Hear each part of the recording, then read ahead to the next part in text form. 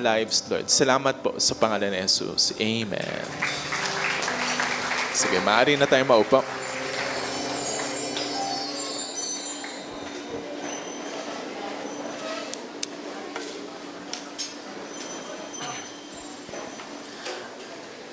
So, sa ating series ngayon, The King's Plan for Family Restoration, and pupunta tayo dun sa God's marriage design. Isang interesting na topic. Napaka-practical, and hindi lang tong topic na to para sa may asawa, kundi even sa mga single. Sige, settle down muna tayo. Find your seats. Yan. Tayo maupo. Okay. Sige. Yung ilang pang mga seats dito sa bandang harapan. So, pwede pang mag-move forward. Sige. So, gaya ng sabi ko, kumbaga, pinapasadahan natin iba't ibang aspeto patungkol sa plano ng Diyos, patungkol sa family restoration. And dito sa particular topic natin ngayon, it's about yung design ng Lord for marriage. And kasama na dito, ito nga, covenant, commitment, and Christ.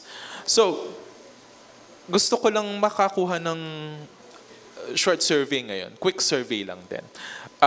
Ilan dito ang nanggaling sa parents na nag-separate? Taas ang kamay. Sige. Sige. Can I see your hands, please? Sige. Okay. Okay. Sige. Probably mga 5 to 10% sa mga nandito, mga 5%. Ilan dito ang yung parents nila magkasama pa rin sa bahay? Taas ang kamay. Okay, mas marami-rami. Pero ang weird, may mga hindi bumoto ha.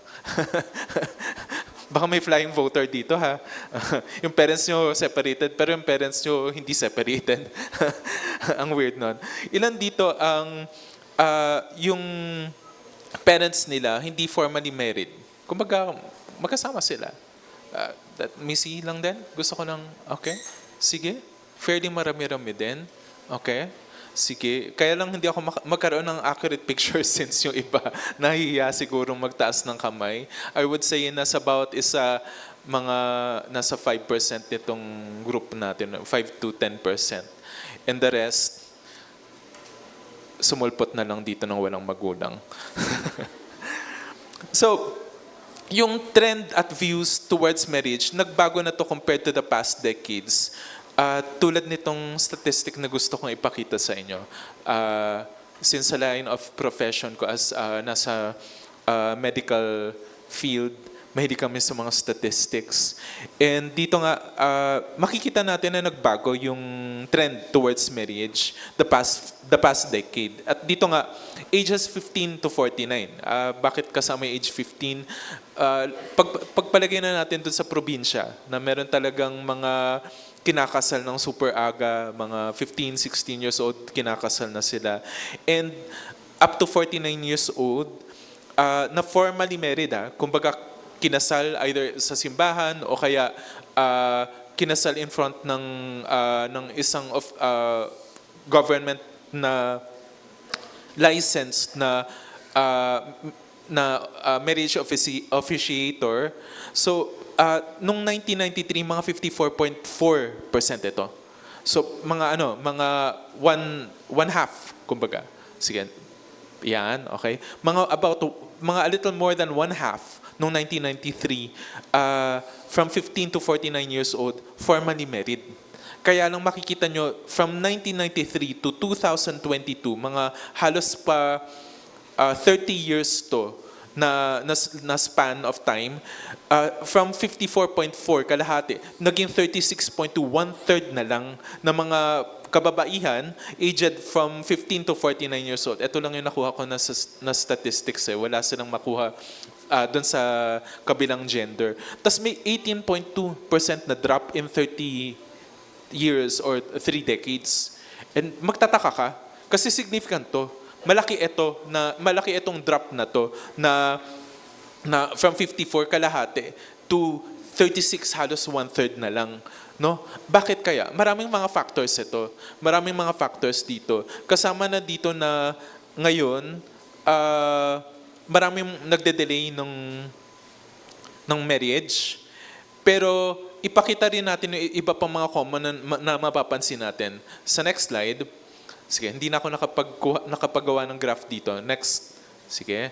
So, sabi dito, yung mga live-in couples, hindi to kasama dun sa statistic natin kanina. Ang pinag-uusapan natin kanina, formally married. So, kinasal ito. Ngayon, yung mga live-in couples noon, mga 5% noong 1993. Lalo na noong mga kapanahunan noon, noong mga 1990s, scandalous yun. Na kapag kasama mo sa bahay, pero hindi kayo kasal, scandalous yun. And talagang fina-frown upon or hindi tinitingnan na maayos siya. Pero nung 2022, umakyat siya to 19%, halos 20%, no? So yung tinaas niya. So 5% to almost 20% nung 2022. So times 3 ang tinaas niya. 300% in 3 decades yung tinaas ng mga live-in couples, no?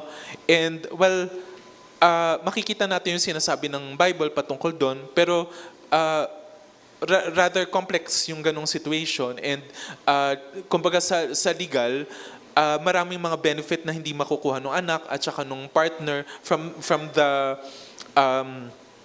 the ano tawag dito, yung breadwinner ng family, no? And kapag na-hospitalize, pagdating doon sa mga benefits, hindi mahirap makuha kasi ang requirement talagang married talaga, legally married. Next na point. Sabi dito, currently, children born to unmarried parents, ngayon 842,000 versus married parents na 605. No? So, ngayon makikita natin, mas marami na sa Pilipinas ang hindi kasal kaysa kasal na nagsasama. Imagine that. No? Mas marami na sa Pilipinas ang hindi kasal na nagsasama sila. Number 3, marriage in the Philippines has become increasingly viewed by Gen Zs, mga millennials, as expensive financial milestone. Mahal na kasi ngayon eh. Dati naman wala namang mga... dati nung kinasal ang parents ko, ano lang yun eh. Kumbaga, contribution ng mga friends, ng mga families, ng mga kasama dito sa church. No, ano lang sila, mga sponsorship, tulong-tulungan lang dito sa church ginanap. Well, hindi dito. Nung nasa kabilang site pa ng church. Ay, wala pa pala ang TGCCM nung time na yon. Pero sa church lang to ginanap, and wala pa yung mga wedding organizers, wala pa yung mga photo shoots, wala pa yung mga dagdag natin ngayon, mga giveaways, mga ganyan. Napakasimple lang. Kaya lang ngayon, ang dami ng dagdag na mga additives doon. Plus, ngayon, kailangan Instagram quality na siya. And after nun, kailangan may magandang honeymoon place na pupuntahan na, again, Instagram quality ito. No? So, ngayon, ang nakikita ng karamihan from Gen Zs and Millennials na expensive financial na kailangan daanan rather than prerequisite for starting a family. Nakita nila masyadong mahal. So, why not magsama na lang para hindi na natin daanan yung ganong expenses na yun. Furthermore, kasi nga, yung divorce hindi nag-exist dito sa Pilipinas. Anong pinapayagan dito sa Pilipinas? Annulment at saka legal separation. Yung annulment, dinidissolve kumbaga yung marriage. Nire-recognize ito as if hindi kayo kinasal kasi from the beginning, yung setting, yung setup, yung requirements, hindi siya valid. Let's say, basta nakita nila na from the beginning, hindi naman talaga dapat mag-stand yung marriage. So, kumbaga kinakancel na nila, ina-annul na nila ito. No? And number 2, legal separation. Kumbaga, maghihiwalay kayo, paghahatian nyo yung ari-arian nyo, pero hindi kayo pwedeng ikasal. No? Coming then from yung Catholic na setting natin, kaya ganun yung setup natin. And I think sa buong mundo, only Vatican and Philippines yung hindi pumapayag sa divorce. No? And ang pag-divorce kasi, kumbaga sa kalagitnaan ng marriage, may nakita kayo na hindi kayo tugma sa isa't isa, kaya naghihiwalay. Ganun ang setup ng divorce. Yun ang difference dun sa legal separation at yun din yung difference from annulment. No? So, and dahil ganun nga, since yung absolute divorce hindi siya pinapayagan dito, hindi siya nag-exist, yung mga younger generation, yung mga nabanggit ko kanina, naging increasingly hesitant sila na pumasok sa legal framework ng marriage kasi napakahirap at napakamahal na mag-exit sa relationship. Yung annulment, napakamahal nito. Kailangan yung humanap ng isang legal loophole na very rare talagang makita para lang ma-annul yung marriage. No? So, and as a result, yung mga young adults, kasama na rin yung generation ko ng mga millennials, mas pinipili na lang nila na, sige, mag-live-in na lang. Kasi yun nga, yun yung komplikasyon, ang mahal magpakasal, no? And ilang pang mga rason dito na nakita ko coming from various resources. Sabi dito, number 1, risk mitigation in an unstable world. So, kumbaga yun nga, ang taas ang bilihin, tapos unstable yung mundo in general, mga rumors ng wars sa China, dito sa Pilipinas, yung Ukraine at dun sa Russia, Israel and Iran. So, dahil out of practicality, ayaw nilang mag-risk. No? So, at isa pa, nag-grow up sila dun sa generation ng mga broken families. Yung mga magulang nila na hindi rin nagsama talaga. And nakita nila yung catastrophe na meron sa mga marriages na kinalakhan nila. Kaya sa kanila naisip nila yung traditional commitment. Mukhang masyadong mahal at mukhang masyadong malaking gamble or sugal emotionally na baka lang din sila masaktan, ang komplikado na maghiwalay at nakikita nila na tuloy yung situationship. Alam ko na familiar tayo dito sa term na to. Situationship. Kumbaga, free trial ito para lang iwasan natin yung risk na pag ayaw na natin, sige, bibitawan natin. Free trial, wala naman akong ginastos dun eh. No, except siguro yung lalamove lang ng pagdipat-dipat ng gamit. Number 2, illusion of infinite choice. Ngayon kasi ang dami ng mga choices, no, sa mga dating apps, tapos yung social media, at syempre nandyan din yung culture ng FOMO, fear of missing out. At choice overload, sobrang daming mga choices na parang di ka makapili. Parang pag siya ang pinili ko, paano kung meron palang the one para sa akin? Paano pala yung soulmate ko, baka ma-miss out ko sa kanya, no? So, tas yung yung swiping na culture, no? Kaya ganon, no? Kaya hindi sila makapirme sa isang choice lang. Hindi sila makapag-commit sa isang choice lang. And then hyper-individualism and self-care prioritization. So kumbaga, napakataas ang individualism ngayon, lalo na since nung mga 90s na, nagsa-start na rin ito, no? From yung mga advertisement ng mga commercials noon, no? And ngayon, mas lalo lang na-highlight ito. Iba nga lang ang terminology. Tas, like individualism, self-care, Me Too na mga movement, no? Tapos, kaya lang kasi yung traditional relationship, nagdedemand to ng compromise, sacrifice, at pag-una nung needs nung ating marriage partner. Kaya mas pinipili tuloy yung situationship para ma-enjoy yung benefit ng connection kahit na ini-ensure na hindi magagalaw yung flow ng kanyang buhay. No, individualism. Kailangan ma-retain ko yung sarili ko. Pag pumasok ako sa marriage, mawawala yung sarili ko doon. No? And then number 4, overcorrection of therapy speak. Alam niyo tong term na to, therapy speak, therapy language. No? Yung mga sinasabi ng therapy languages, yung boundaries, emotional labor, codependency, ano pa mga terms na alam nyo, no? Mental health, etc., etc. No? Nagmamanifesto na overcorrection. Kumbaga, nag-overcompensate kasi nga nasaktan, na-traumatize sa mga ganun. So, nagle-label sila ng mga healthy, messy, and everyday obligation na toxic at draining dun sa energy. Ayaw nila ng ganun. No, ayaw nila nung quote-unquote toxicity ng isang normal relationship. And yung situationship tuloy yung solution nila para makakuha no yung maximum na yung emotional na benefit na makukuha mo from a partner na may minimal na emotionality involved. Kaya common yung ghosting. Pag ayaw mo, hindi ka na lang magpaparamdam. No? And of course, sa kabila, napakasakit nun. Napakaraming questions na naiiwan. No? And psychologically, yung situationship, may strict shelf life to.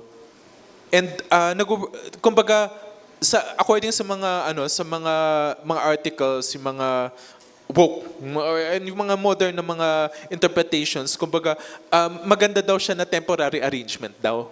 Kaya lang, eventually, nagiging sobrang gulo niya. No, sobrang gulo. Kasi nga walang boundaries. Wala kayong sinet na, kumbaga lahat magulo. No, dati ang term dyan, MU. No, mutual understanding. MU sa Tagalog, magulong usapan. No, kasi hindi naman nag-usap pero may holding hands, may akbayan, may pero hindi sila nagsabi ng I love you, pero hindi pa rin sila, no? Na sila laging magkasama, laging nagli-live in na together, hindi pa rin sila. Ano 'yun? No, ano 'yun? No? Kaya nakita natin yung napakalaking distortion, next slide, napakalaking distortion ng paningin ng mundo towards relationship. Kumbaga, ibang-iba na siya compared dun sa original na pinagmulan nito. Ibang-iba na siya sa original design nito. Ibang-iba din siya sa situations ng mga parents natin na lumaki noon. Kaya nagugulat sila dun sa culture na nangyayari ngayon. No? And makikita nga natin dito, instead of stability, nagiging source to ng instability. Instead na supposedly sa relationship, pag pumasok ka sa marriage, no, yung alam mo na uuwi ka sa tahanan mo, alam mo na tahimik doon, alam mo na may peace doon, pero hindi. Pag uwi mo, hindi mo sure kung nandyan pa siya, kung nagloko na siya, kasi hindi naman kayo Wala namang usapan ng situation Wala namang usapan ng kung ano yung formality na meron kayo. So lahat kayo nag-aasahan. Pero at the same time din yung isa rin, naisip tuloy na, baka unahan niya ako. So unahan ko na lang din siya. Ang gulo. Ang gulo. And instead of giving sa relationship, napakaganda ng giving sa relationship. Pero nagiging self-seeking to. Kailangan i-maximize ko yung makukuha ko dito. At lahat ganun. No? So, napaka-toxic ng relationship kasi, pagtitake ng advantage sa isa't isa. No? Asa ng love doon? Hindi attraction lang yun Love, asa ng love doon? No? That's a distorted kind of love na meron. No? And number 3, instead of committing to one, may FOMO, fear of missing out. Kaya lang, parang mas okay siya Mas may chemistry kami. Mas maganda siya. Mas pasok siya dun sa ideals ko ng isang babae. Yung itsura na hanap ko nandun sa kabila. Kaya lang baka ma-miss ko. Sige, bitawan ko na lang tong isa para dun na lang ako sa kabila. No? And number 4, instead of love and peace, no, na makukuha dun sa relationship, napaka-toxic. Napaka-draining ng relationship. At kaya yung mga tao, no wonder na yung mga tao hindi nila nakikita yung beauty ng marriage or hindi nila-desire to. Kasi ang natitikman nila na type ng relationship ay kasuka-suka. Napakapait. No? Nakikita nila na nakakatakot na milestone ng adulthood yung pagpasok doon sa marriage. Kaya skip na lang natin. Takasan na lang natin. No, may nakita ako na reels doon sa Instagram, no. Ilagay mo yung phobia mo, tapos dugtugan mo naman. Kasi si Batman ganun, may fear of bats. So kaya siya naging Batman. Si Spider-Man, hindi naman siya takot sa gagamba, pero spider, kaya Spider-Man. So may mga naglagay doon sa comment section, relationship man, no? Tapos commitment man, marriage man, kasi yun yung kinakatakutan nila. At yun ang reality ngayon. Takot sa takot sa commitment, takot sa pag-stay put, sa kumbaga, ang term is settling down. No, pagsa-settle down na napaka-negative nung term nito sa kanila. Kasi gusto nila ng freedom, no? Pero gusto din nila ng relationship. Ano 'yun? Ang gulo. No? And Kaya dito, nakikita natin na napakalayo nito. Distorted na distorted. Hindi mo makita yung design ng Lord dito. Ang Lord ang nag-design ng marriage. Napakaganda ng marriage, pero binaboy ng mga tao ngayon.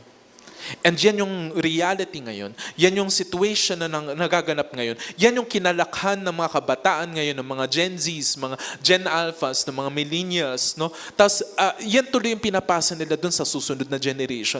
At tuloy, yung 800,000 to 600,000 na unmarried na living together at married na living together, mas tataas pa ang gap nito in the future. Kasi ganyan ang generation na kinalalaki natin. Mga nasusuka sa marriage, mga nandidiri dun sa marriage, kinatatakutan yung marriage at mga commitments. No? And napakalayo nito sa design ng Lord. Yung relationship and marriage have always been very beautiful sa paningin ng Panginoon. Napakaganda niyan. Alam mo, sa katotohanan lang, yung Bible nagsimula sa marriage. Genesis chapter 2, kinasal ng Diyos si Adam and Eve. And then dun sa end ng Revelations, kinasal ang church with our Lord. No? And makikita natin na incorporated sa time set by God ang marriage at talagang nilagay niya ito. Napakaganda nito, napaka-grand ceremony, napaka-awesome nito. No? Kaya lang nakita din natin kung paano binaboy ng generation ngayon ang marriage at relationship. At kaya siya nakakalungkot. Next slide. And alam nyo, much ng ugly perception towards marriage takes root from wrong views of marriage. Pag mali ang tingin mo sa marriage, ang pangit tuloy ng tingin mo dun sa marriage. But God didn't design it that way. No? Yun ang gusto kong sabihin sa inyo. Matthew 19:3-6. Ito rin yung unang verse na binasa ni Pastor kanina.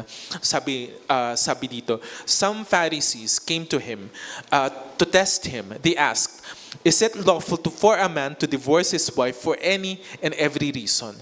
So, dito muna, stop muna tayo dito sa verse na to. So, yung mga Pharisees lumapit kay Jesus.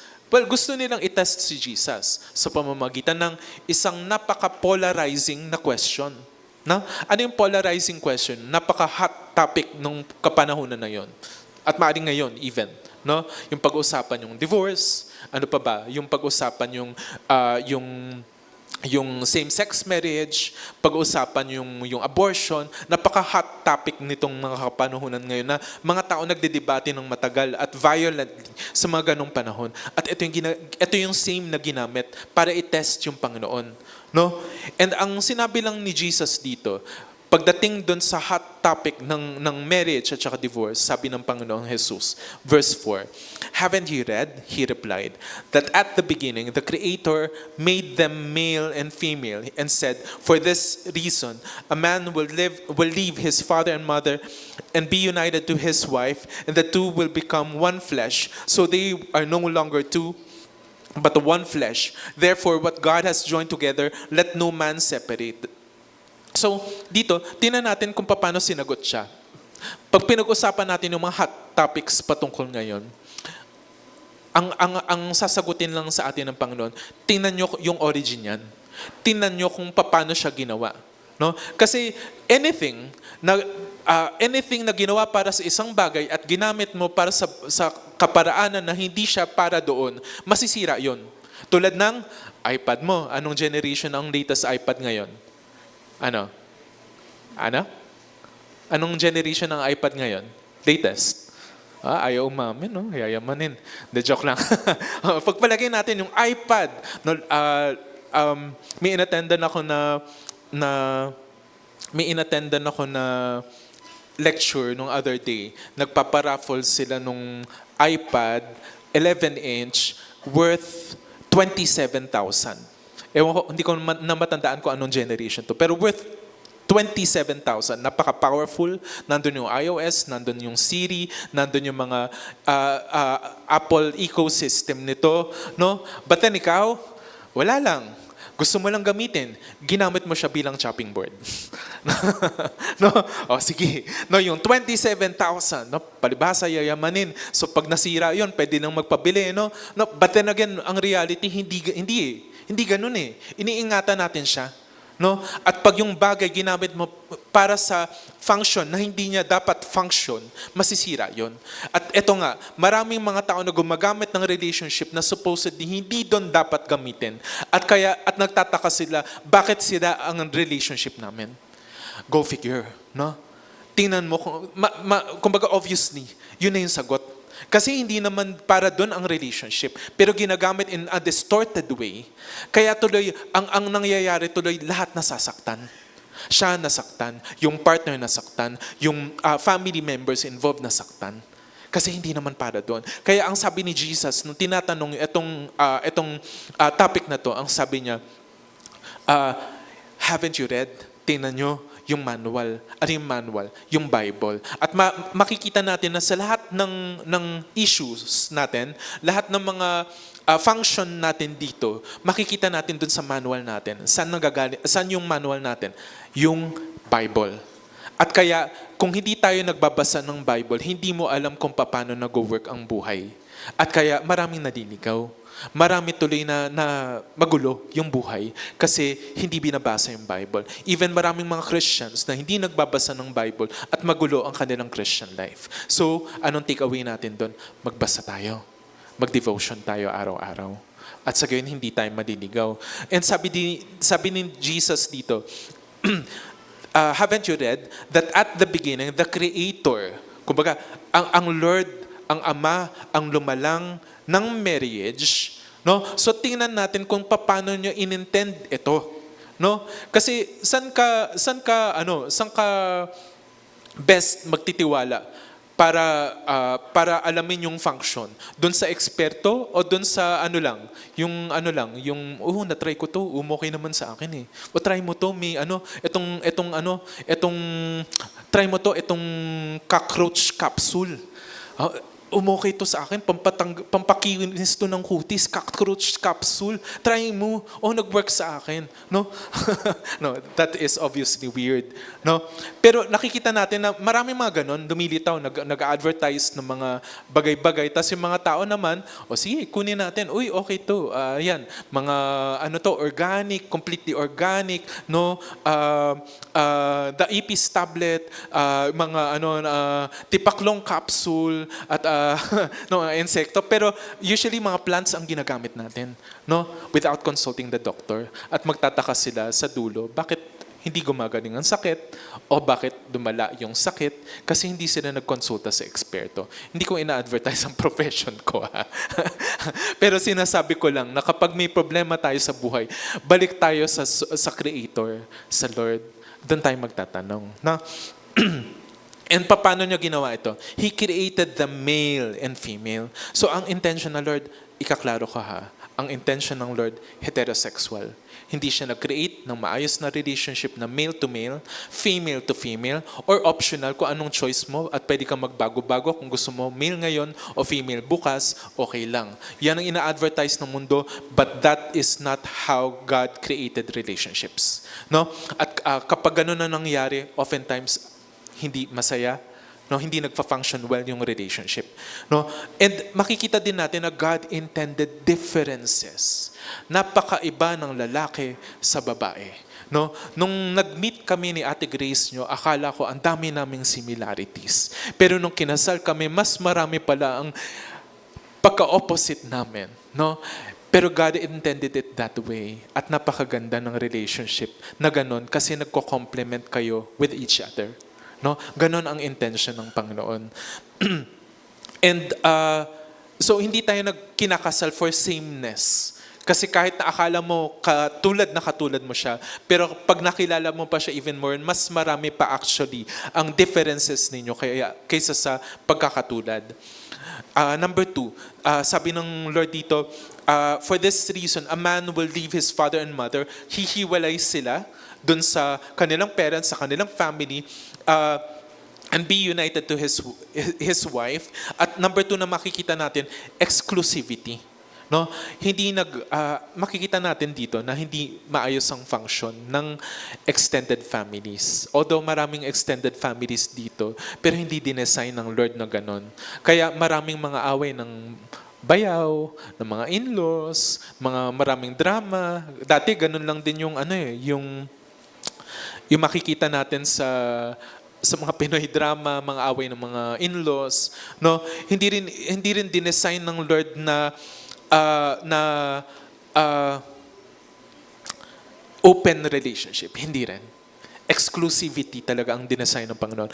Letter C, unity.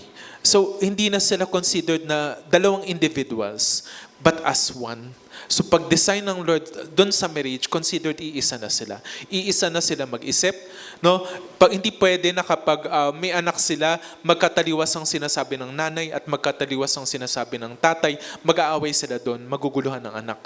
Ang isang healthy relationship, pag sinabi ng nanay, susuportahan siya ng tatay. Pag sinabi ng tatay, susuportahan siya ng nanay. No, ganun ang design ng Panginoon. Sa finances, magkaisa sila. Sa mga decisions, magkaisa sila.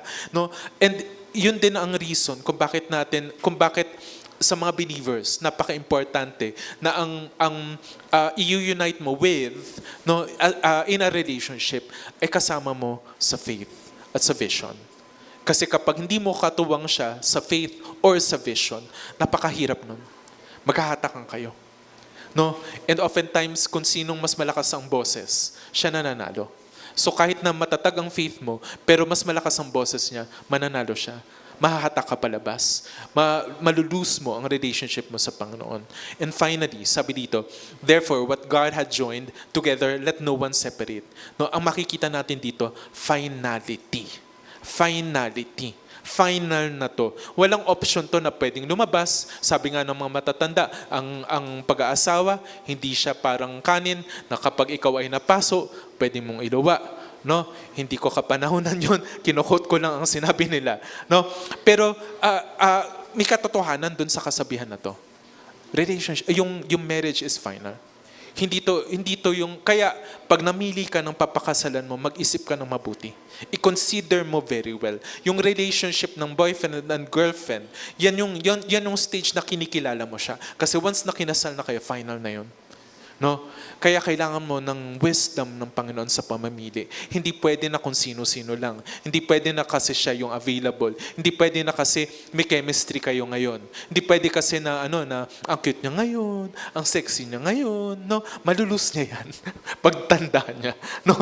40 years from now, wala na yan, no? At yung mas mahalagang bagay, yan yung magtatagal. Kaya yung mas matagal na bagay, yan yung hanapin mo sa relationship, no? So, maraming mga tao naghahanap ng exclusivity and unity, pero takot sila sa finality. At kaya makikita na natin na napakaraming mga weird at vague, kumbaga malabo na mga statuses na tinatry nilang i-simplify yung desire nila, i-validate yung desire nila. Pero in the end, ang relationship mas komplikado at saka messy.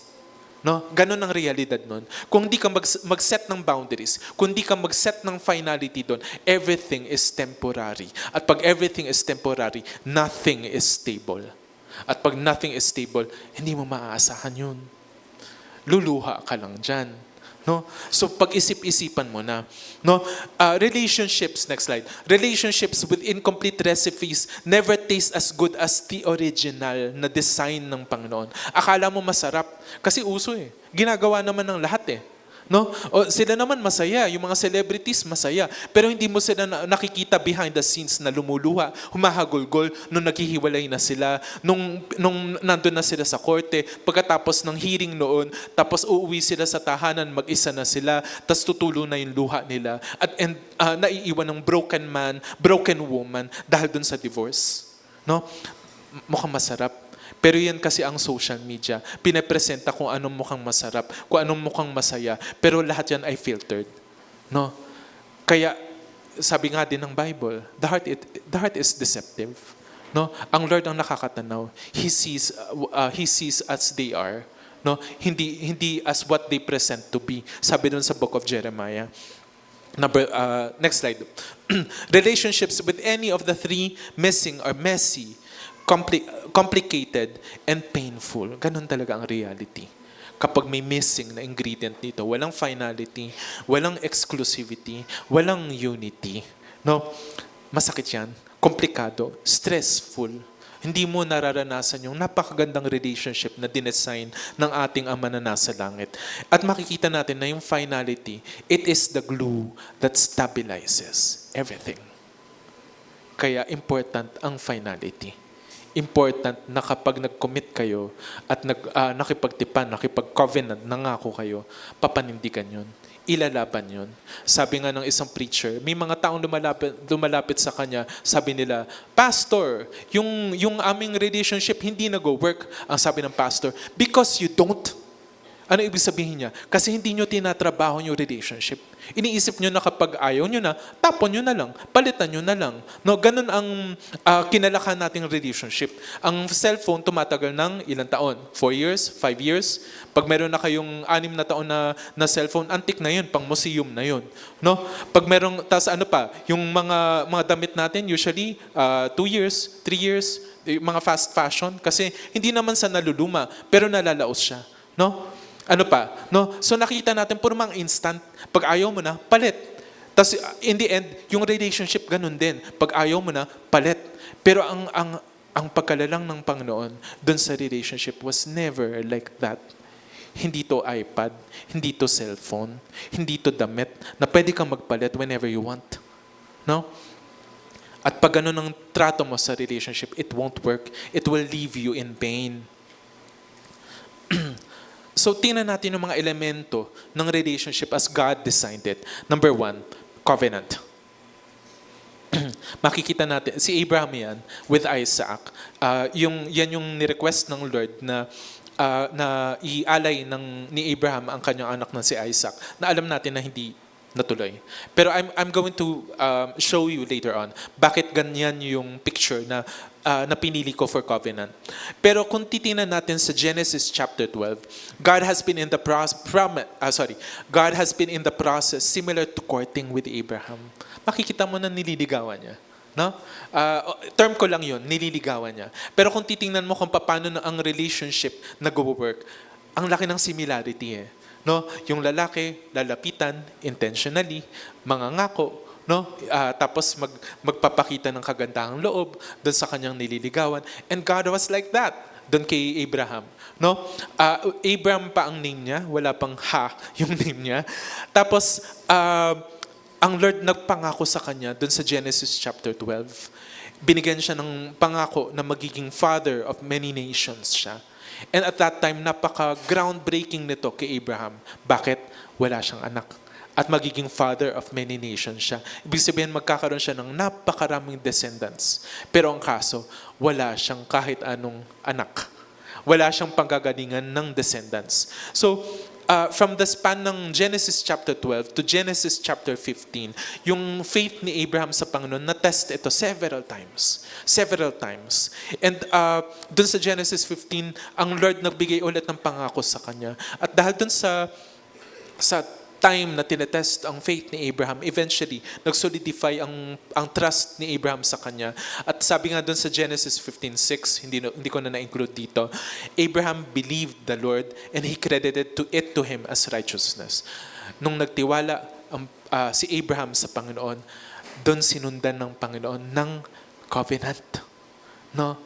And much sa atin ganun din. Nung time na nagtiwala tayo sa Panginoon, dun nagtatag ang Lord sa atin ng covenant.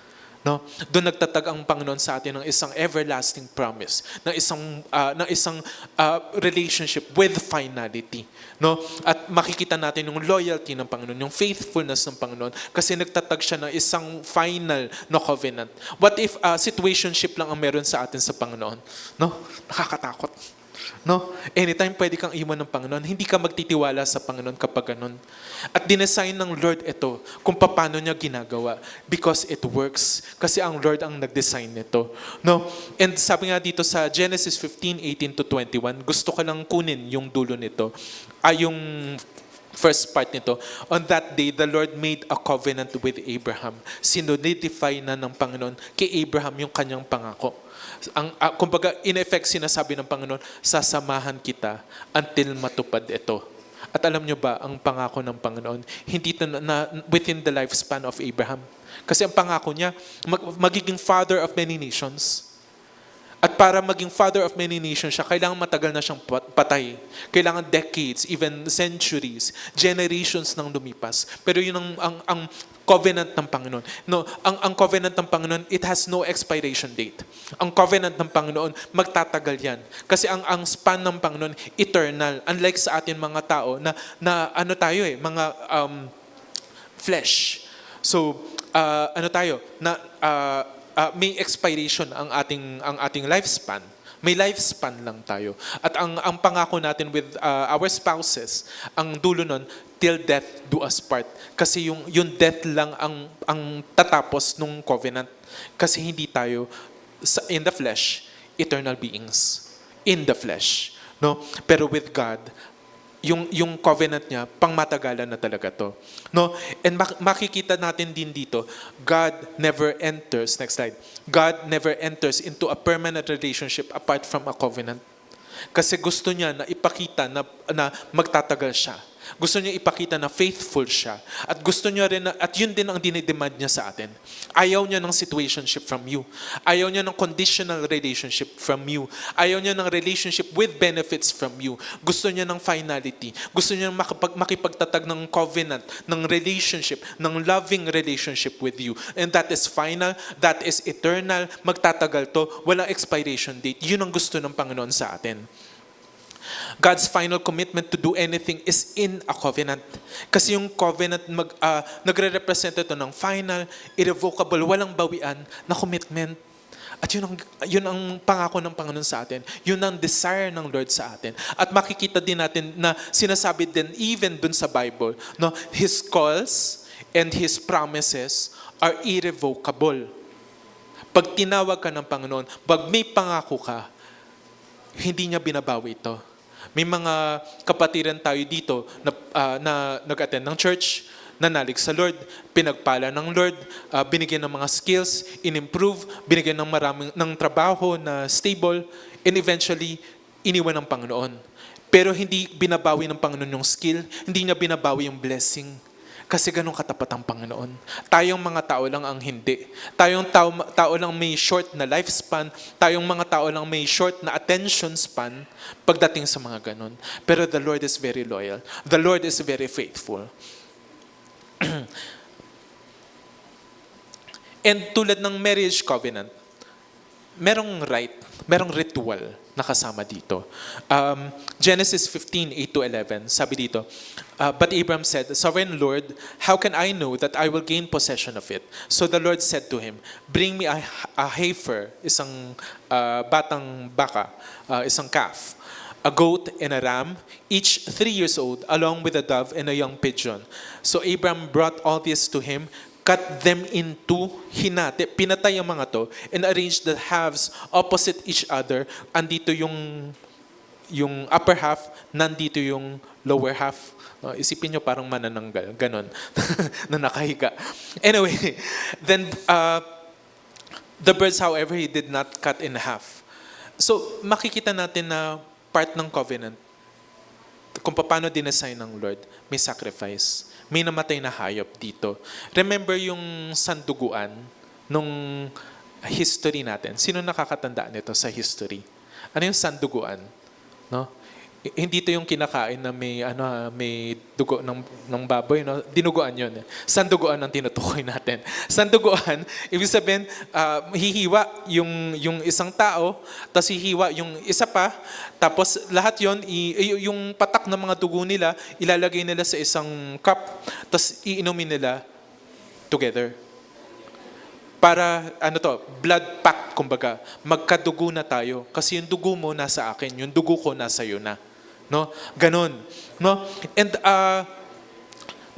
makikita natin yung explanation dito. Sa Hebrews 9:16-19, sabi doon, in the case of a will, it is necessary to prove the death of the one who made it.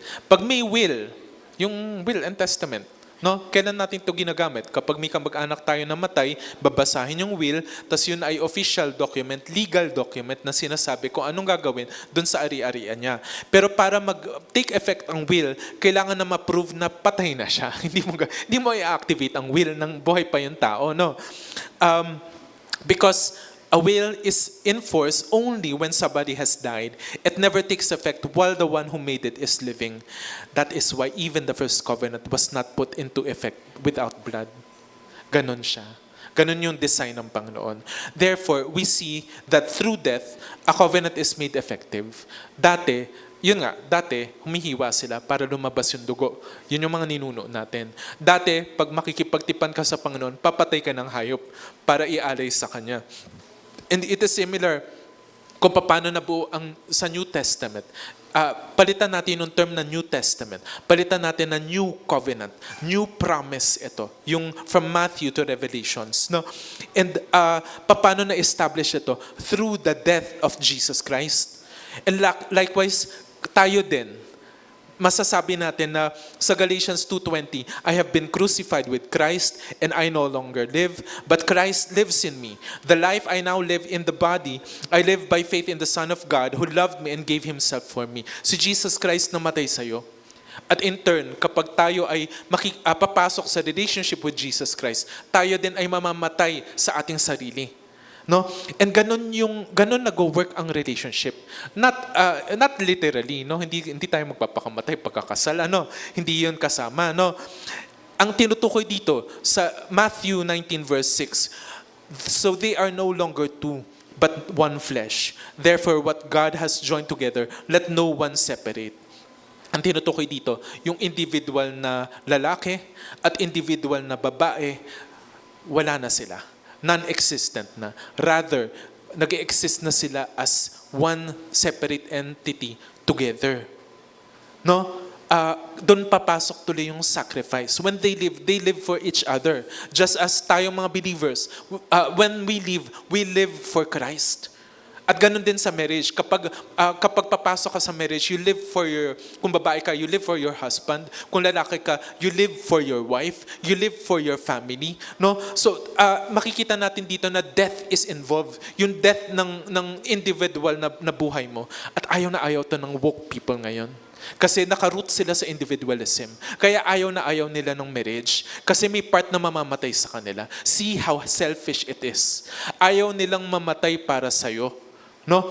Pero gusto nila na mag-sacrifice ka para sa kanila. Ano yun? Pagte-take advantage lang sa isa't isa. That is not a loving relationship. That is a selfish kind of relationship. That is a distorted kind of relationship. At yan yung pinapalakpakan ng mga tao ngayon. Yan yung inaaprubahan ng mga tao ngayon. Pero kita mo kung gaano kapangit siya sa ugat nito. Yung ganyang type ng relationship. But God never designed it that way. So, since pag-uusapan natin yung death. Death is a strong word. Kaya yung covenant should be taken seriously. No? Walang bayani ng namatay ng wala lang. Gusto ko lang No? Yung bawat bayani na namatay para sa bansa natin, meron silang pinaglalaban na cause. To them, it is very serious. Yung independence ng bansa, yung advocacy na pinaglalaban nila, yung gospel na pinipreach nila, no? They died for a cause. It is very important to them. No? So kung papasok ka sa covenant that involves dying, you should take it seriously. It is a commitment. It is a very serious commitment. And God looks at its very, anong tawag dito, yung term na to, hindi siya grave, solemnly. Napaka-solemn ng tingin ng Panginoon dito. Napaka-serious ng tingin dito. And yet maraming mga tao, binababoy ang kanilang marriage, binababoy ang commitment. Para saan pa ang pangako kung hindi naman tinutupad? Bakit ka pa nagsabi ng pangako kung di mo lang din tutuparin? Ano yun? Lokohan? No? Diba? Ang sakit. No? Binoboses ko lang yung sinasabi ng mga tao. No? Hindi ako nanggigil trip sa kahit kanino man ha. Pero that is how ugly the world portrays relationship nowadays. No? So, ngayon, pag natatag ang covenant, nagiging stable ang relationship. At ngayon, mas malaya nang magpumasok sa commitment. Kasi alam mo, permanent na yan alam mo na pwede mong ilatag ang buhay mo doon. Alam mo na pwede mong isacrifice ang buhay mo doon. Kasi stable ito. Magtatagal ito. It is worth fighting for. Tama ba? No? So a commitment, now with the stability of a covenant, a commitment can be safely put in it. Number 2, na important component ng dinesign ng Lord na relationship, commitment. Ngayon, skip ko na tong Songs of Solomon. Punta na tayo sa 1 Corinthians 13 verse 7. Pinatutukoy dito love. Pero ang sabi dito, it always protects, always trusts, always hopes, always perseveres. Alam nyo, ang commitment ganyan eh. No, laging nagpoprotekta sa kanyang kinocommit. No, yan yung trabaho ng asawang lalaki. Poprotektahan niya ang kanyang asawang babae. At yung asawang babae, poprotektahan niya ang kanyang mga anak. No? At ang mga anak, yung pinakamatanda, poprotektahan niya yung mas nakakabata sa kanya.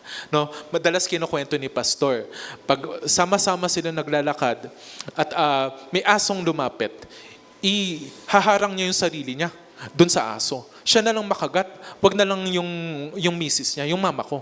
No? And pag wala si Papa, nandun si Mama at nandun din yung kanyang mga anak. Pag may aso na lalapit, ihaharang niya yung sarili niya para siya na lang ang kagatin. Pero sa totoo, takot siya sa aso. Pero ihaharang niya ang sarili niya para protektahan niya ang mga anak niya. Ako, lalaruin ko yung aso. Mahilig ako sa aso. Anyway, joke lang yun. Pero it protects. Love protects. Commitment protects. Yung mga tao na nagbigay ka ng commitment mo. Sabi dito, it always trusts. Ang commitment nagtitiwala. No? Ang commitment na walang tiwala, magulo yan. Shaky yan. Wala kang maaasahan dyan. No? It always hopes. May pangarap ka para dito. Meron kang gusto na mangyari dito. Inilalaban mo to with a person na kasama mo with a commitment. It always perseveres. No? Walang sukatan, walang lamangan, walang bilangan ng trabaho, walang bilangan ng pagkakamali. No? It always perseveres. No? So, makikita natin yung dito sa aspeto na to, yung love and commitment, pareho sila. At kaya makikita natin na part ng commitment is love and part ng love is commitment. No? So kaya talaga ang very important na element ng commitment is love. True love. Yung biblical definition ng love. Hindi ito yung infatuation lang. Hindi yung may commitment ka kasi attracted ka pa sa kanya. Hindi yung committed ka sa kanya kasi nasa honeymoon phase ka ng relationship nyo. Within 2 or 3 years or few months together, kaya committed ka sa kanya. Pero pag nawala na yung honeymoon phase, nawala na yung commitment kasi nawala na rin yung love. Kasi yung love niya, peke. Peking pag-ibig yun. Kasi ang totoong pag-ibig na dinesign ng Panginoon, na dinefine ng Panginoon, nagtatagal yan, nagpe-persevere. Bakit? Anong pattern na pinanggagalingan na to? Yung pattern na pinakita ng Panginoon para sa bawat isa sa atin. Sabi nga dun sa Luke 9 verse 62, Jesus replied, "No one who puts a hand to the plow and looks back is fit for service in the kingdom of God." Pinag-usapan dito, commitment mo with God for the kingdom of God. Ngayon tingnan natin, ganito rin nag-work ang commitment. Commitment is the opposite of FOMO. Fear of missing out. Commitment is the opposite of FOMO. Hindi yung lagi ka nakahanap sa iba. Hindi yung lagi kang pag may nakitang gwapo, uy, siya na lang. No? O may nakitang maganda, uy, siya na lang. No? Hindi ito yung naghahanap ng bago. Hindi siya naghahanap ng excitement. Kasi yun ang FOMO, naghahanap ng bago, naghahanap ng excitement. But that is the opposite of commitment. Ang commitment nagtatagal siya kahit na may mas bago. Nagtatagal kahit may mas exciting pa doon. Kasi nakikita niya yung relationship niya is very beautiful. At yung partner na pinili niya has eternal beauty na hindi nag-fade away sa kanya. That is true love. That is commitment. And yun yung dinestort ng mundo ngayon. Yun yung binaboy ng mundo ngayon. So when you are committed, you are not actively seeking others. It is not about having one foot out the door all the time na pag hindi na okay, sige labas na ako. Ghosting na to kapag ganon. No? It is about never setting an expiration or an excuse or an alternative to it. Naghahanap ka ng excuse para manloko, para humanap ng iba, cheating, ganon, kumbaga adultery. Otherwise, you are not fit for relationship kapag ganon. Pag laging ikaw ay 1 foot at the door, hindi ka fit for relationship. Bakit? Hindi niya naman sisirain ng relationship. Ikaw ang sisira ng relationship kapag ganon. It is not because your partner is not suitable for you. It is because you are not suitable for relationships that God designed beautifully and perfectly. Why would you give yourselves permanently or give your commitment to something that is unstable and not permanent? Kaya yung relationship na walang commitment and not intended for covenant, hindi yan based sa sacrifice at giving of ourselves. Anong makikita mo dyan? It is very self-centered. It is very selfish. No? Makikita mo na mawala lang yung isang ingredient dun sa recipe. Hindi na siya yun. Hindi na siya genuine relationship. No? Hindi na siya genuine na marriage as God designed it. No? Nagtinola ka pa, walang manok. Nagtinola ka, walang tubig, walang sabaw. Ano yun? No? Ganon din. Kailangan mo every bit para masabing yun. Kahit na minor lang siya, kahit malunggay lang siya na napakaliliit. Pero kailangan mo yun. No? Yung sustansya nun, yung lasa ng malunggay to add flavor, to add dun sa beauty ng tinola. Nagugutom na ba kayo? Yun ang ulam ko kaninang tanghalian, kaya yun dinidescribe ko today eh. Do you see why your past relationships or your parents' relationships failed? Kasi ganun yung outline nila. No? And ngayon, ang generation natin ngayon, at anong meron sa relationship nila ngayon? Number 1, mutual understanding, better known now as situationship. Ano yung situationship? It is a romantic arrangement that has all the emotional intimacy and physical closeness of a regular relationship, but explicitly, talagang intentionally, alam nila na meron, pero gusto nilang tanggalin. Ano yun? Yung formal label or yung defined commitment. No? Tinanggal yung commitment dun sa intimacy. Ang gulo nun. Number 2, cohabitation, live-in arrangements. Because of the absence of divorce dito sa Pilipinas, wala tayong reset button sa gitna ng marriage in case na ayaw na nila. Kaya gusto nila ng free trial ng marriage through live-in arrangements. Pero I tell you, hindi pagpapalain ng Lord ang live-in arrangement. I will be frank to you. No? Kung gusto mong pagpalain ng relationship mo, do it the right way. No? Kung gusto mong pagpalain ng Lord ang relationship mo, ang pagsasama mo, ang marriage ninyo, ang mga anak ninyo, do it the right way. And it involves commitment.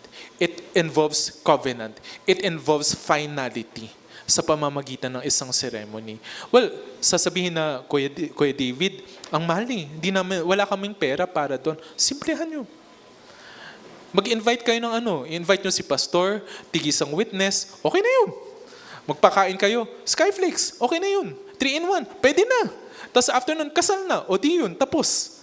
Hindi naman kailangan ng extravagance na meron ngayon eh. No? Ang kailangan natin is yung approval ng Panginoon. Ang kailangan natin is yung blessing of God by doing it the right way. No?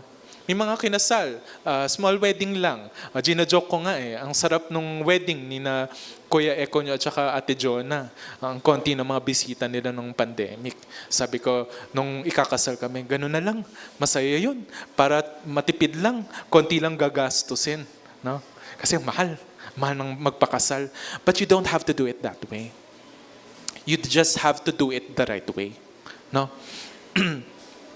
So, etong fear na to of putting our hopes on ourselves, which are, etong fear na to, nakukuha to kasi ang pag-aasa natin, nilalagay natin sa tao na flawed at saka limited.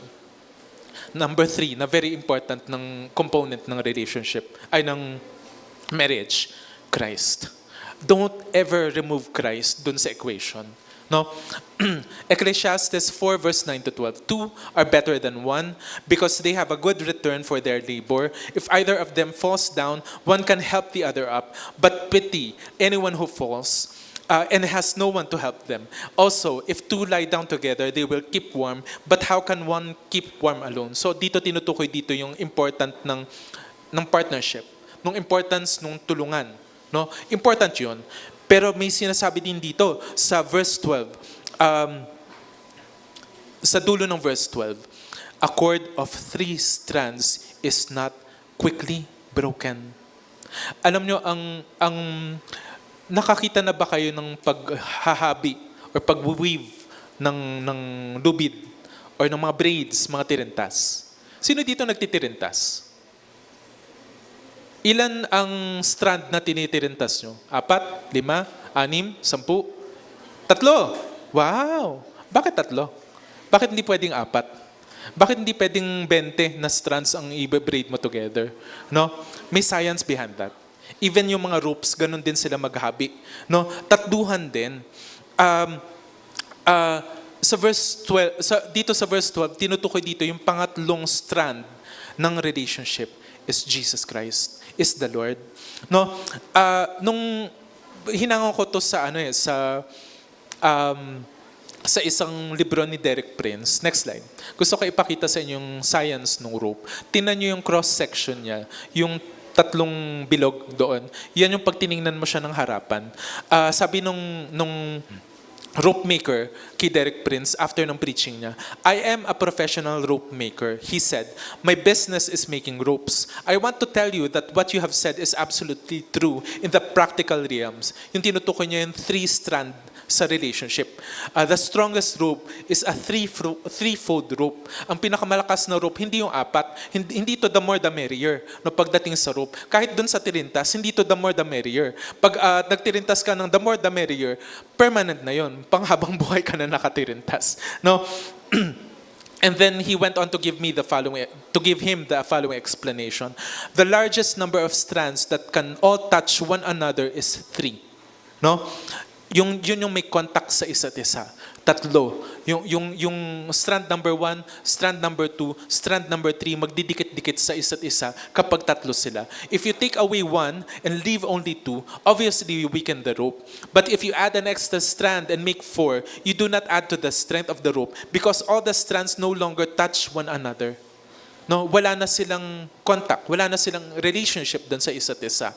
If you have a rope of 3 strands, 1 or even 2 of the strands may be under pressure and start to fray, muntik na mapigtas. But as long as the 3rd strand holds, the rope will not break. So yun ang importance ng 3. Kahit ikaw strained na sa relationship, yung wife mo strained sa relationship, pero meron kang Panginoon, siya ang mag-hold together ng relationship mo. Kaya napaka-important nun. May mga Kristiyano na nasa relationship ng silang dalawa lang. Wala ang Panginoon. Marupok na relationship ang tinutukoy natin dito. Hindi siya nagtatagal. Mga Christians na nag-e-end in divorce to or maraming conflict doon sa bahay na natatago at naiipon at nauuwi sa resentment doon sa isa't isa. No? So napaka-important that you make sure na yung relationship mo, may 3 strand yan. Ikaw, yung asawa mo, at si Kristo. Ikaw, yung asawa mo, at si Kristo. So, ito yung ultimate stability in marriage. Pag nandyan si Jesus Christ, siya ang mag-make sure na yung covenant nyo magsustand. Siya ang mag-make sure, maglalagay ng power, ng strength sa bawat isa para yung commitment nila mapanindigan. Without Jesus, tatakbo tayo sa sariling lakas natin. Pag napagod tayo, wala na. No? So, dito, mag-survey ulit ako. Ilan dito ang married? Taas ng kamay. Yung iba parang, ay hindi pala. Ilan dito ang married? Taas ng kamay. 1, 2, 3, 4, 5, 6, 7. Going once, going twice. Ayun. Anyway.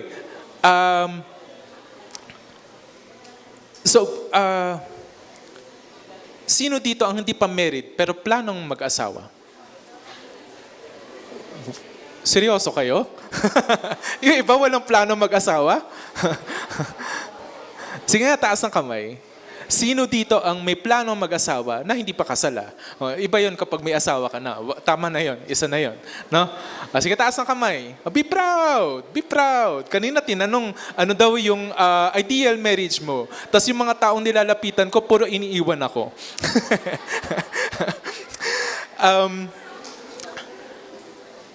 We may have distorted views of marriage. Quiet na. Sige, tapos na akong magpasaya. We may have distorted views of marriage or simply hindi tayo naniniwala sa marriage strongly. Bakit? Kasi nakita natin to eh. Na-experience natin to sa parents natin, sa mga friends natin, mga kakilala natin. Pero alam nyo ba, the Lord promised that those who come to Him will have renewal in Him. Ito ang pangako ng Lord na narinig ko na sinabi ng ating pastor sa isa sa kakilala ko. Yung nangyari sa pamilya mo, pinuputol na ng Panginoon. At nagtatatag siya ng bago sa iyo. Isaiah 43 verse 19. Sabi dito, forget the former things. Do not dwell in the past. Kahit gaano ka pangit pa yan, kahit gaano ka messy, kahit ikaw mismo galing doon, no? Kahit na na-traumatize ka doon, sabi ng Panginoon, see, I am doing a new thing. Now it springs up. Do you not see it? Do you not perceive it? I am making a way in the wilderness and streams in the wasteland. Ngayon hindi mo pa siya nakikita. Bakit? Wala ka pa sa relationship. Bakit hindi mo siya makita? Kasi meron kang phobia doon sa relationship, doon sa commitment. Kasi iniisip mo, paano kung uulitin ko yung nangyari sa mga magulang ko? Paano kung magiging failure din ang relationship ko, ang marriage ko, at yung anak ko, dadanasin niya yung dadanasin ko. This is a true reality. This is reality. This is a true fear na may mga tao talaga na ganito yung kinakatakot nila sa pagpasok doon sa relationship. Iniisip nila na baka ulitin nila yung ginawa sa kanila ng kanilang magulang. O yung ginawa ng mga magulang nila sa isa't isa. But God said here, forget the former things. Kalimutan mo na yun. Do not dwell in the past. Maging ito ay sa former generation or sa generation mo, or maging ito mismo ay sa iyo galing. Sabi ng Panginoon, see, I am doing a new thing. Gagawa ang Lord ng panibago. Pinuputol natin yan in the name of Jesus. Sinasabi natin, kiniklaim natin, dinedeclare, yung nangyari na pangit sa magulang ko, pinuputol ko yan. Kung may experience tayong gano'n, sinasabi natin sa sarili natin, yung na-experience ko sa kanila, hindi ito mauulit sa aking mga anak. Yung na-experience ng magulang ko sa isa't isa, hindi ito mangyayari sa akin. At yung cycle na yun ng yung mga informal relationships, mga magugulong relationships, hindi natin uulitin yun. No, ikaw yung magsisimula ng bago.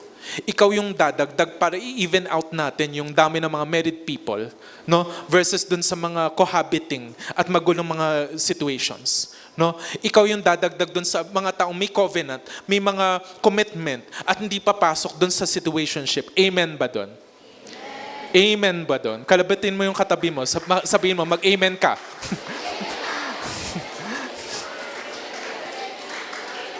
Sige, palapakan natin ang Lord.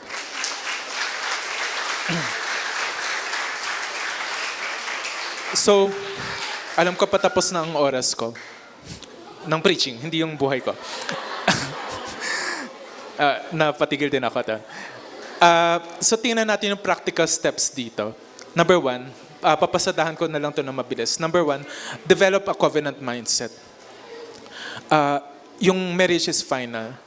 Irrevocable, commitment. Huwag kang maghanap ng free trial. Pwede ba yun? Ngayon pa lang mag-decide ka. Kasi kung ngayon hindi ka decided, pag na-tempt ka, kakagatin mo yun eh. No? So ngayon mag-decide ka na hindi ka yung iiwas sa risk. Bakit hindi ka iiwas sa risk? Kasi alam mo na may safety ka. Meron kang protection, meron kang stronghold, meron kang cornerstone, ang Panginoon, na magpaprotect ng relationship mo. No? Number 2, cultivate the 3-strand stability. No, i-involve mo. Ngayon pa lang mag-commit ka. Alam mo, back nung 2019, kinasal yung isa sa mga best friends ko, mga kasama ko sa ministry nung residency, at mga kasama ko during residency dun sa De La Salle. Nung kinasal sila, tuwang-tuwa ako dun sa testimony nila. Tapos gandang-ganda ako dun sa wedding. Kasi nakita ko na dun sa wedding nila, sa testimony na shinare nila during wedding nila, kita ko na kung paano na God is at the center ng groom, God is at the center ng bride, at nung nagsama sila together, God is at the center of their relationship. At nakakita ako, hindi ko pa alam noon na may 3-strand relationship, pero ngayon masasabi ko, 3 strand yung relationship nila. Let's cultivate it that way too. No? Number 3 pala, prioritize commitment over FOMO. Talikuran mo na yon.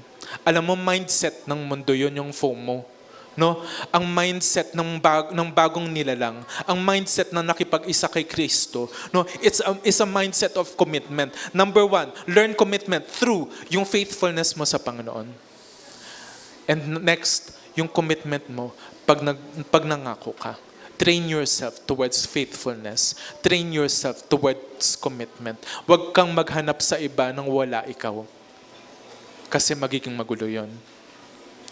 Number 4, embrace sacrifice over individualism. Yung hype ngayon na yung Me Too, yung individualism, yung maximum emotional return with minimal labor, hindi yan pang believer. Pangmundo yan.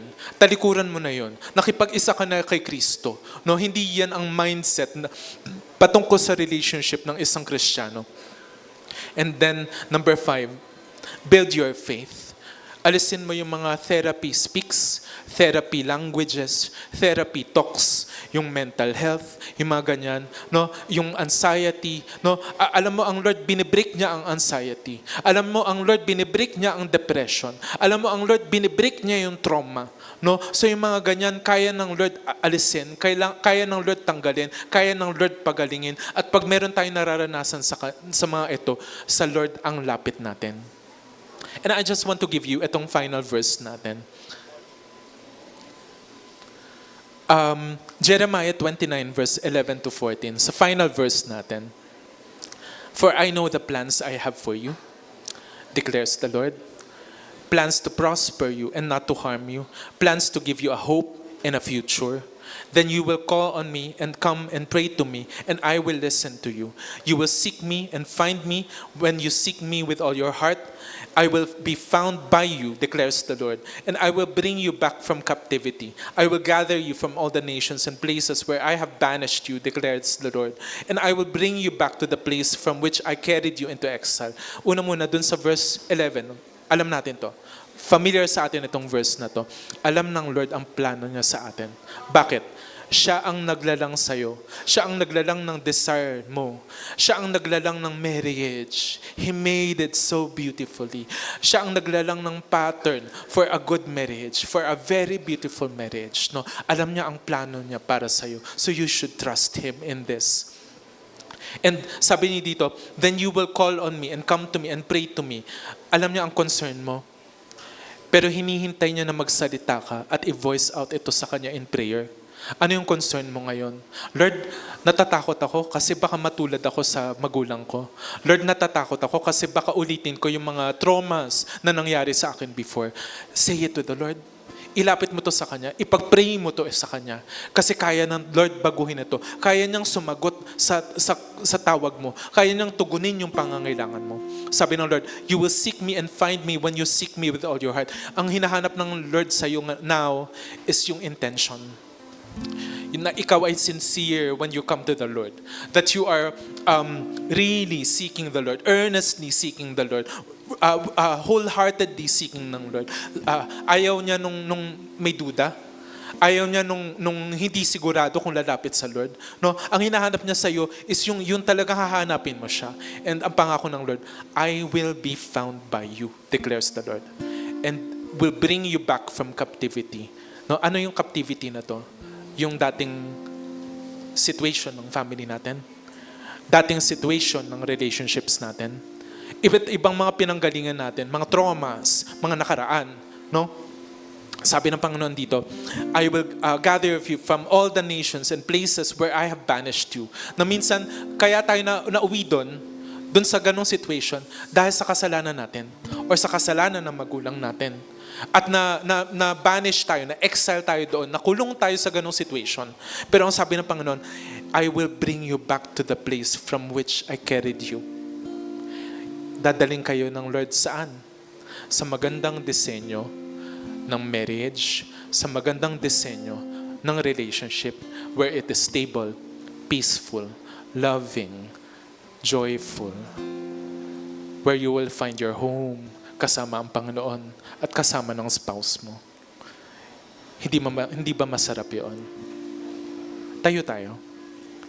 Gusto kong mag-minister sa inyo ngayon. Sige. Pikit natin ating mga mata. Ngayon, nag-survey ako kanina sa mga nasa relationship ngayon, sa mga married ngayon, isurrender nyo sa Lord ngayon yung relationship nyo. If it is not working, baka may something na may problema doon na ang Lord lang ang makakapag-ayos. Surrender mo sa Lord. Pag sinurrender mo, aayusin ng Panginoon. And sa mga tao na wala pang sa relationship, isurrender mo yung idea ng relationship mo. Isurrender mo yung ideals ng relationship mo sa Panginoon. Hayaan mo ang Lord ang pumili sa'yo. Hayaan mo ang Lord ang magplano ng relationship para sa'yo. Because I can assure you na yung plano ng Lord is the best. It's very beautiful. It's nothing compared dito sa magulong relationship na tinatatag ng mundo ngayon. He has the best plans for you. So, number 2 na gusto kong gawin ninyo, call to Him. Pray about yung desires mo patungkol sa relationship na meron ka ngayon or sa idea ng relationship na gusto mong mangyari. Ilapit mo to sa Kanya. No? Seek Him with all your heart. No? Seek Him with all your heart. And number 4, kaya ng Lord na alisin ka sa situation, sa traumas, sa mga experiences mo from the past. So hinihiling ko sa bawat isa, go, pray. Lapit mo to sa Lord. Go, call out to the Lord. You don't have to be silent. Sabihin mo to na malakas. Call out to the Lord. Seek Him with all your heart. Kasi ang Lord nakikinig ngayon.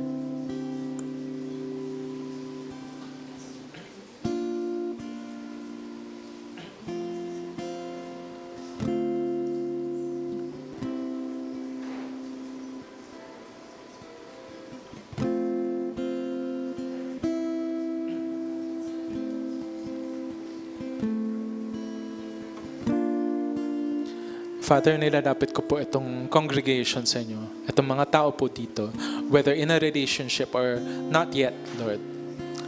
And Lord, ang ganda ng design ng marriage po, Panginoon, na nilalang nyo po from the beginning po, Panginoon. Yung original na plan, yung original concept po, Panginoon, ng marriage. And see how ugly, na binaboy talaga nitong mundo yung concept ng marriage, yung idea ng marriage. Kaya yung mga tao po, Panginoon, ngayon, averse sila or takot na pumasok po, Panginoon, dun sa commitment, O Lord. And even, Lord, dito, sa mga kita nyo po, Panginoon, yung may mga gantong experiences, O God, from the past po, Panginoon. And nilalapit ko po yung bawat isa sa kanila. Kita mo po yung hearts nila, O God. You can see, you can discern, O God, yung laman ng puso po, Panginoon, nila ngayon. And I pray yung healing sa kanila dun sa mga traumas na to. In the name of Jesus, receive your healing. No, hindi ikaw yung past mo. In the name of Jesus, binibreak natin ito in the name of Jesus.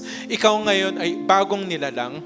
Ang Lord ay gumagawa ng bago sa'yo. See how it springs forth. Do you not see it? Sabi ng Bible, sabi ng word ng Panginoon, may gagawin siya sa'yo na bago. Only if you will trust in the Lord. Only if you surrender to the Lord. So come, surrender to Him. Lord, nilalapit po Panginoon namin ito, O God, as we lay down our relationships, our ideas about relationships. We surrender this to you. Lord, gawin mo po ang plano niyo po tungkol dito. Pagpalain mo po ang bawat isa sa pangalan ni Jesus. Amen. Sige. Pwede na tayo maupo. Gusto ko lang makita kung sinong mga first time na naka-attend dito sa worship ngayon. Pwede bang magtaas ng kamay? Okay. Sige, pwede bang tumayo? Praise God. Sige. Praise God. Meron pa ba? Palakpakan natin. Palakpakan natin. Sige. Pwede kayong sumunod sa akin sa prayer ngayon. Sige, sumunod kayo sa akin sa prayer ngayon. Panginoon, ako po ay makasalanan. Isinusuko ko yung sarili sa inyo at hinihihingi ng tawad. Patawarin niyo po ako. Ngayon, magtitiwala na ako sa inyo. Kayo po ang maghari sa akin. Simula ngayon. Salamat po sa pangalan ni Jesus. Amen. Praise God. Mamaya may kakausap sa inyo ha. So, yan. Praise God.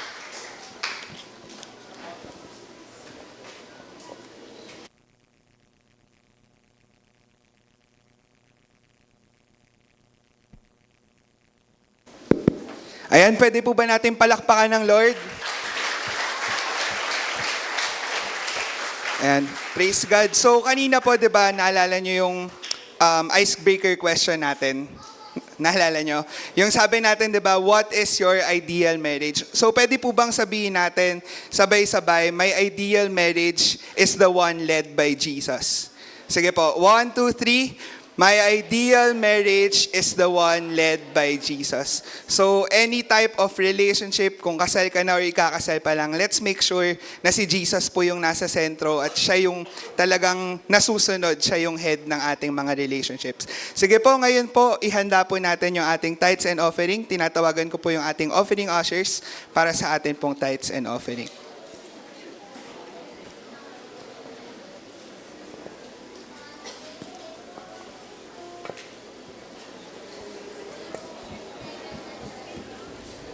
Sige po, paghanda na po yung ating tithes and offering, sabay-sabay po natin itong ipanalangin. Let's pray. Father God, patuloy pinupuri ka po namin, pinapasalamatan, Hari ng mga hari, Diyos ng mga Diyos. Maraming salamat, Father God, sa inyo pong pagmamahal. Salamat for teaching us kung